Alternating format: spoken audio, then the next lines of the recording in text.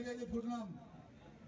ఈరోజు కార్మిక పోరాట సమితి సమావేశము అగ్రిమెంట్ మేము చెప్తున్నాం, మా కోసం అగ్రిమెంట్ చెప్తున్నాం, మా కొడుకుల కోసం కాదురా.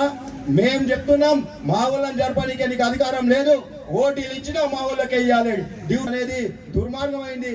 ఈ రోజు ఈ యొక్క స్టేజ్ ఈడ పడ్డది అంటే దానికి కారణము మేనేజ్మెంట్ CI2 అని చెప్తున్నా. CI2 అనేది ఎందుకని చెప్తున్నా అంటే మరి ఆ పక్క APL ప్లాంట్ లో అయ్యా ఈ రకంగా కూర్చోవద్దు, సంబంధిత అధికారులకు మనం ఏదైతే లెటర్లు ఇచ్చేసి నోటీస్ ఇచ్చేసి మనం 15 రోజులక 45 రోజులక మనం అడుగుదాం. మా పెద్ద సార్ ఉన్నాడు, మరి ఆయన మరి 2 సంవత్సరాలకు ఒకసారి ఎలక్షన్, గతంలో 4 సంవత్సరాలకు ఒకసారి ఎలక్షన్లు ఉండే, 2 సంవత్సరాలకు ఒకసారి బయట మార్చి వాళ్ళే చేసిండ్రు. ఎలక్షన్లు అయినాక మరి గతంలో వాళ్ళు మా మీద గెలిచినాక మరి గెలిచి వారానికి మరి సదాదిపేటలో మరి సంగారెడ్డిలో జైరాబాద్లో వారం మీటింగ్లు పెట్టేసి మరి రీచేంజ్ చేస్తే ఇది వస్తుంది అది వస్తుంది అని చెప్పేసి గత 16 సంవత్సరాల దాకా పోటీ చేసినాం అందరం. మరి దాని మీద గెలిచి మరి 680 ఓట్లు పడ్డాక 2 సంవత్సరాలు తిరగకముందే 60 ఓట్లకు పడి 16 ఏళ్ల దాకా పత్తా లేకుండా పోయిన చుక్కారాములు ఈ రోజు సత్య ప్రమాణం చెప్తా ఎక్కడంటే అక్కడ వాళ్ళని కావాలంటే రమ్మని, ఏదంటే ఆడ చర్చ పెట్టుకో. 4 సార్లు 4 యూనియన్ ఎలక్షన్లప్పుడు నన్ను బతులాడి 2 యూనియన్ ఎలక్షన్లప్పుడు ఆ మేనేజ్మెంట్ చెప్పడమా అక్కడున్న కొందరు వర్కర్లు వాళ్ళ పార్టీ వాళ్ళు చెప్పడం వల్ల విడిపోయినాం. మళ్ళా తర్వాత మరి BMS వాళ్ళు నన్ను సంప్రదించి మరి నన్ను BMS మనం కలిసి పోటీ చేద్దామని చెప్పారు. పోటీ చేద్దామని అంటే సగం పోటీ మా KPS పార్టీ పేర మరి BMS రాష్ట్ర అధ్యక్షుడైన మల్లేశం సార్ గారిని అధ్యక్షుడు ఉందంటే లే మా పార్టీ మీద లేదు KPS చెన్నై ప్రకాశం చెన్నైకి నుంచి వచ్చినా ఆయన మేధో శక్తిని ఉపయోగించి కార్మికులు లాభం చేద్దాం అనుకుంటున్నా. మరి ఏం చేద్దాం అనుకుంటున్నా, కానీ నువ్వు మాత్రం ఇక్కడ ఉన్న ట్రేడ్ యూనియన్లలో గెలిపించుకో అంటున్నావు. మరి కంపెనీలో లోకల్గా ఉన్న కంపెనీలో అందుబాటులో ఉంటాడని కార్మికులు అంటుంటే నన్ను ఏదో రౌడీగా చిత్రీకరించి లోకల్ అంటున్నావు అని నీ స్టేజ్ల మీద లోకల్ ఉన్న నాయకులంతా నేను లోకల్ అని చెప్పుకుంటున్నారు. అది కరెక్ట్ కాదు. కొట్లాటల కోసం లోకల్ కాదు, పని కోసం చెప్పారు, అందుబాటులో ఉంటాడని చెప్పారు. మరి నేను ఇంకా ముఖ్యంగా చెప్తున్నా అగ్రిమెంట్ విషయంలో ఏదైతే అగ్రిమెంట్ వస్తుందని అంటే నేను 2 నెలలు కాదు 3 నెలలు ముందు రాజీనామా చేసి అగ్రిమెంట్ కు సహకరిస్తా. మళ్ళీ ఎలక్షన్లు ఇదే జగ్గారెడ్డి సార్ ద్వారా లేబర్ డిపార్ట్మెంట్ మీద ఒత్తిడి చేసైనా సరే మనం 3 నెలలు ముందైనా సరే 2 నెలలు కాదు 3 నెలల ముందైనా సరే రాజీనామా చేసి ఎలక్షన్ తీసుకొస్తా.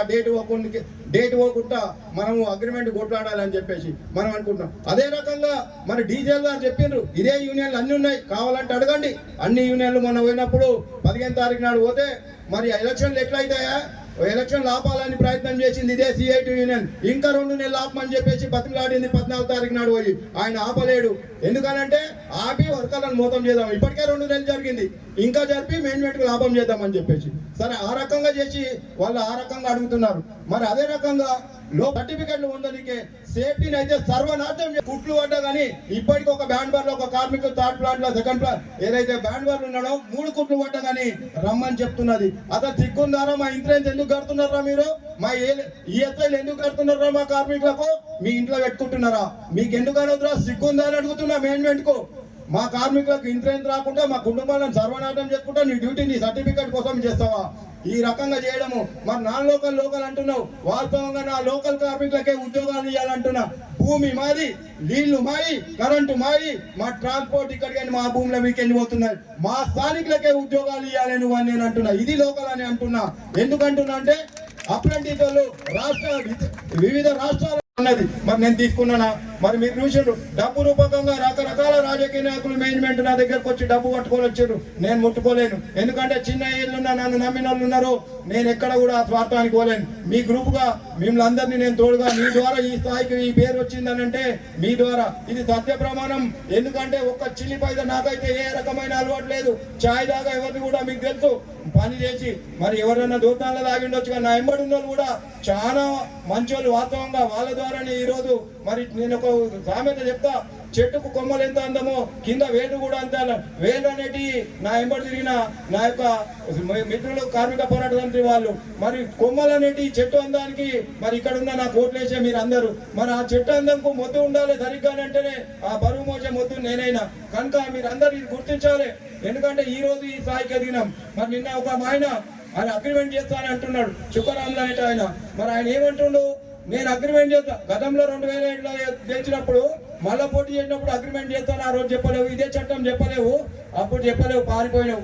16 ఏళ్ళ నాటికి వచ్చిన 2 సార్లు మా ఎంబడి వచ్చి ఒకసారి ప్రెసిడెంట్ నేను అడ్వైజర్ ఉంటా అంటే ప్రెసిడెంట్ ఇస్తే ఓకే అది అయిపోయినాక మళ్ళా దానికి మా పార్టీని విలీనం చేయన్నావు చెయ్యన్నా నేనే ప్రెసిడెంట్ ఇలా పట్టినా నీకు చెయ్యాను ఉంటుండే లేకపోతే నేను ప్రెసిడెంట్కి ఇలా పడ్డా మళ్ళీ కొన్ని రోజులు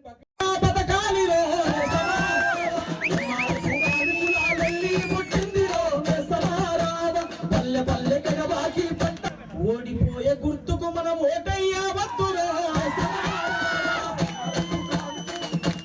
ఎక్కువ గుర్తులకు ఓటెందుకు గెలిచే పులి గుర్తుకు ఓటేసి పులి పక్కన నిలబడదాం బతకాలి కానీ పిల్లిగా బతకొద్దు బిడ్డ అని చెప్తాను ఇవాళ గర్జించే పులి